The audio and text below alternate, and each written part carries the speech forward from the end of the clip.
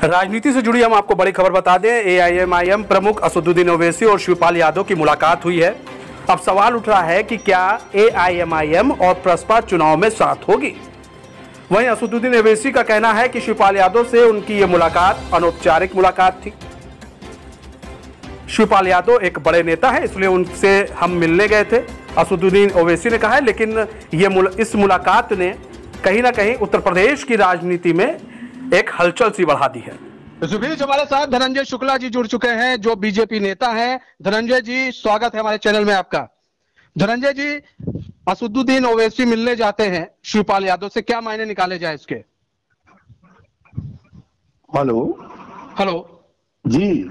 जी धनंजय जी, हमारी आवाज आपको आ रही है? हाँ, फिर से एक बार रिपीट करिए। धनंजय जी, असदुद्दीन ओवैसी शिवपाल यादव से मिलने जाते हैं, इसके क्या मायने निकाले जाए? कल शिवपाल यादव से उनकी मुलाकात हुई है, क्या मायने निकाले जाए? देखिए मनीष जी, मैं बोलना चाहूंगा कि ओबीसी जी या जो भी लोग हैं डर गए हैं और डर के कारण ये आपस में मिलना चाहते हैं।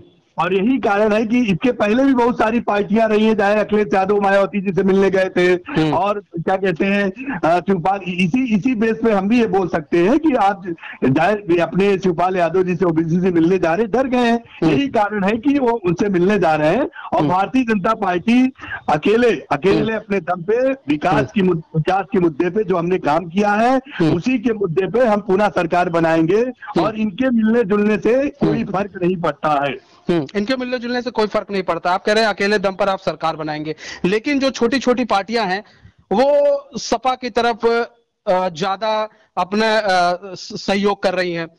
अब देखिए असदुद्दीन ओवैसी प्रसपा प्रमुख से मिलते हैं। बोला ना कि इसके पहले भी पार्टियां मिली हैं, उसमें क्या हुआ भाई? तो इसके पहले भी पार्टियां, मैंने वही कहा ना कि जब बड़ा दल मिलकर जब कुछ नहीं कर पाए तो छोटे दल वाले क्या कर पाएंगे, बताइए आप। देखिए ऐसा है कि एक मुस्लिम चेहरा है, बहुत बड़ा, एक बड़ा मुस्लिम चेहरा है असदुद्दीन ओवैसी, तो इससे जो मुस्लिम वोट है कहीं ना ऐसा ना हो कि वो खिसक जाए। मायावती से बड़ा चेहरा तो है नहीं। अखिलेश यादव मुख्यमंत्री रहे हैं, सपा के मुखिया हैं मान लीजिए, और मायावती से बड़े चेहरे तो है नहीं है। तो मैं इसीलिए ये बोलना चाहूंगा, अपनी आखिरी बातें बोलकर बातें बोलना चाहूंगा कि देखिए कि ये जो लोग हैं ये सिर्फ डर गए, और इसके पहले भी बहुत बड़े बड़े लोग मिले हैं, उससे कोई फर्क नहीं पड़ता है। और स्वतंत्र भारत है, जिसको जहाँ जिससे मिलना है मिले, मगर भारतीय जनता पार्टी सक्षम है और इससे पहले बड़े बड़े नेता मिले हैं। हमने आदरणीय योगी जी के नेतृत्व में, मुख्यमंत्री जी के नेतृत्व में जो काम हमने जनता तक पहुंचाया है, वो कार्य के दम पर ही हम पुनः अपनी सरकार बनाएंगे। अच्छा, जो मुस्लिम वोट्स हैं उसको आप अपनी तरफ एक बार फिर से अपनी तरफ लाने के लिए क्या कुछ कर रहे हैं? क्योंकि जो असदुद्दीन ओवैसी है वो लगातार भाषण में कह रहे हैं कि मुस्लिमों पर अत्याचार होता है। सपा ने भी ये बात कही जा रही है।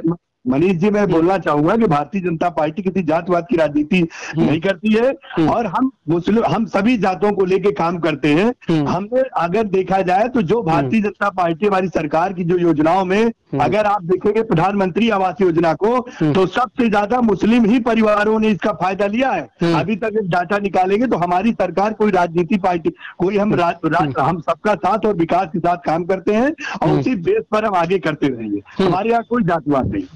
अच्छा, अब जो प्रसपा प्रमुख है उनका भी कहना है कि हम अखिलेश यादव के साथ मिलकर चुनाव लड़ेंगे। इन्होंने, जो असदुद्दीन ओवैसी है, उन्होंने अखिलेश यादव को ना चुनकर प्रसपा प्रमुख शिवपाल यादव को चुना। उन्होंने शिवपाल यादव से मिलना ज्यादा बेहतर समझा। तो क्या ये लोग क्या सीटों का बंटवारा भी कर सकते हैं? आपको इसके पहले इन्होंने राजभर से भी मिला था, सबसे मिले। देखिए उससे कोई फर्क नहीं पड़ता। मैं बार बार ये बोलना चाहता हूँ कि जब बड़े बड़े दल के लोग मिलकर जब कुछ नहीं कर पाए तो छोटे दल वाले क्या कर पाएंगे? तो मेरा मानना है कि ठीक है, अपना मिलना जुलना एक अलग विषय है किसी का, मगर फिर भी उससे कोई फर्क नहीं पड़ता है। अच्छा, ये जो महंगाई का मुद्दा है उससे कैसे बचेगी बीजेपी? क्योंकि लगातार सभी विपक्षी पार्टी जो है महंगाई के मुद्दे को उठा रही है, तो महंगाई के मुद्दे से कैसे बचेगी बीजेपी? देखिए, जब कोरोना काल इतना निकल गया और देखिए महंगाई देखिए, कोई हमारी सरकार हर तरह से महंगाई को कम करने का ही प्रयास कर रही है। और जो जहां पे अगर देखा जाए तो पहले से मतलब जहां भी महंगाई अभी सरकार लगातार बैठ के कर रही है, वित्त मंत्री जी कर रही है, तो किस तरह महंगाई कम हो उसके लिए हमारी सरकार लगातार निरंतर प्रयास कर रही है और उस विषय के बारे में चिंता कर रही है। अच्छा, लेकिन एक चीज है कि अभी तक महंगाई कम होते किसी चीज में नहीं दिखी है। नहीं, ऐसा नहीं कम हुए।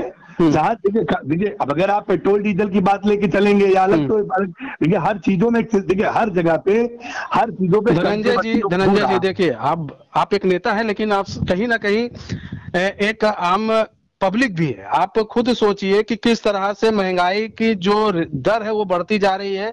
खाद्य सामग्री के दाम बढ़ गए हैं, तेल के दाम बढ़ गए हैं, रसोई के गैस के दाम बढ़ गए हैं। अब आप कहेंगे कि ये महंगाई कम हो रही है, तो महंगाई तो बढ़ा रहे हैं, वो पता नहीं चल रहा है।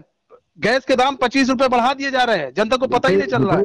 मनीष जी, मैं ही बताना चाहूंगा कि देखिए आपने देखिए मुद्दे को खींचा, आपने ओवैसी के बारे में पूछा, फिर आप महंगाई चले गए। देखिए आपने, मैं आपको एक बात ये बताना चाहूंगा कि देखिए महंगाई मुद्दा नहीं है। महंगाई देखिए, इसमें इतना बड़ा देश है, इतना बड़ा पॉपुलेशन है, और पॉपुलेशन में महंगाई दिन पे दिन कम अगर देखा जाए तो साल भर उत्पादन बंद रहा, सारी चीजें बंद रही, तो अगर महंगाई, मैंने क्या बोला, सरकार चिंता इसकी कर रही है कि महंगाई ना हो। अभी भी कुछ जैसे तेल भी कम हुए हैं, जहाँ पे जो लोग जमाखोरी कर रहे थे उसको सरकार ने हमारे वहां पे जाके उसको खत्म किया। अब धीरे धीरे उस चीज के बारे में सरकार उसमें चिंता कर रही है और मुझे लगता है कि आगे महंगाई कम होगी। धनंजय जी, सवाल इसलिए उठ रहे हैं क्योंकि असदुद्दीन ओवैसी जो मिले हैं, प्रसपा प्रमुख से मिले हैं, शिवपाल यादव से मिले हैं, लगातार ये लोग इस मुद्दे को उठा रहे हैं। और उनका ये कहना है, विपक्षी पार्टी का कहना है कि आखिर बीजेपी क्या लेकर आएगी, क्या लेकर चुनाव लड़ेगी। जब उसने सब कुछ महंगाई कर दिया है तो बीजेपी क्या उसने सिर्फ कुछ इनकाउंटर कर दिए तो उसको लेकर सिर्फ चुनाव लड़ेगी। कि मनीष जी, भारतीय जनता पार्टी के पास हमारे पास हम इसी मुद्दे पे चुनाव लड़ेंगे। हमने तो 4.5 साल में आदरणीय मुख्यमंत्री जी के नेतृत्व में और प्रधानमंत्री जी के नेतृत्व में हमने जो काम किया है उसको हम जनता तक पहुंचाएंगे। जनता उसको देख भी रही है। चाहे आप कानून व्यवस्था ले लीजिए, बिजली व्यवस्था ले लीजिए, एक भी दंगा देखिए यहाँ नहीं हुआ, चाहे एक भ्रष्टाचार नहीं हुआ, जमाखोरी नहीं हुआ। आप देखिए, लोगों को घर में पहले पैसा नहीं पहुंचता था, आज दलाली बंद हो गई। लोगों गाँव में जाके देखिए, वहां पे गेहूं पहले लोग जमाखोरी करते थे, सारी चीजें खत्म हो चुकी। तो सरकार हमारे पास, पहले गांव में बिजली नहीं आती थी, अब आज से गांव में जाके देखिए, तहसील से लेकर जिलों में लेकर 20-20 घंटे लाइटें जल रही हैं। तो सरकार लगातार सौभाग्य योजना तहत हमने जो है 1 करोड़ से ज्यादा हमने कनेक्शन बांटे हैं, गैस उसके तहत हमने बांटा है। तो हमने हर जगह, हमने सबके लिए, इसीलिए हमारी सरकार सबका साथ और सबका विकास के साथ हमने काम किया था। उसी मुद्दे पे हम लगातार काम करते रहेंगे। और भारतीय जनता पार्टी की राष्ट्रवादी पार्टी है, कोई हमारा मुद्दा कोई बदलता नहीं है। हम कोई ओवैसी और शिवपाल नहीं है कि हम जातिवाद की राजनीति करते हैं। हमारे यहाँ कोई जातिवाद नहीं है। हम जो भी काम करते हैं पूरा सक्षम सबके जनता के सामने पारदर्शी तरीके से करते हैं। और भारतीय जनता पार्टी उसी मुद्दे पे पुनः सरकार बनाए।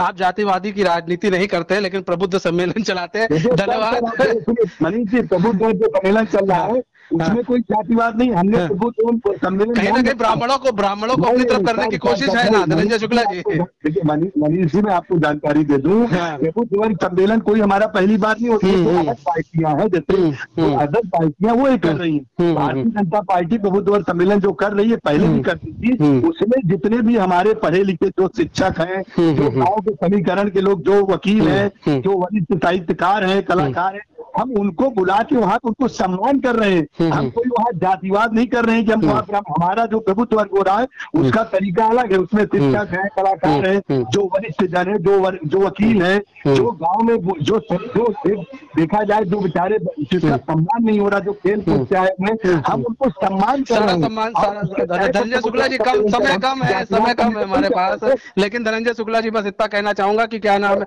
जब चुनाव नजदीक आता है तो सभी पार्टियों को, मैं सिर्फ बीजेपी पे नहीं कहूंगा, सभी पार्टियों को इस तरह के सम्मेलन नजर आ जाते हैं, यात्राएं नजर आ जाती है, उससे पहले कुछ नजर नहीं आती है। मैं आपकी बात बिल्कुल समझ रहा हूँ। देखिए, भारतीय जनता पार्टी ये संगठनात्मक पार्टी है। हम लगातार हमारे यहाँ कार्यक्रम चलते रहते हैं। हम लगातार बूथ से लेके प्रदेश तक हम कार्यक्रम करते हैं, राष्ट्रीय तक हमारे कोई ये नहीं कि हमारे यहाँ प्रबुद्ध वर्ग सम्मेलन इसके पहले भी पिछली साल भी हुआ था। हर साल हम अपना जो, मगर हमारा हम कोई जातिवाद वाला नहीं करते। हमारे यहाँ सिर्फ जो एक अपना प्रबुद्ध वर्ग सम्मेलन जो गाँव के पिछड़े और सबसे हमारा जो एक पंडित दीनदयाल जी का जो अपना है सबसे लास्ट वाला जो अंत्योदय वाला काम है, उसी के तहत हम सबको पकड़।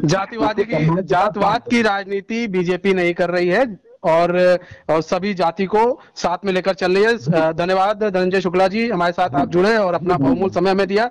तो हमारे साथ धनंजय शुक्ला जी जुड़े हुए थे। उनका साफ साफ कहना था कि सभी पार्टियां डर गई हैं बीजेपी से, इसलिए ये मेल जोल का कार्यक्रम बढ़ रहा है।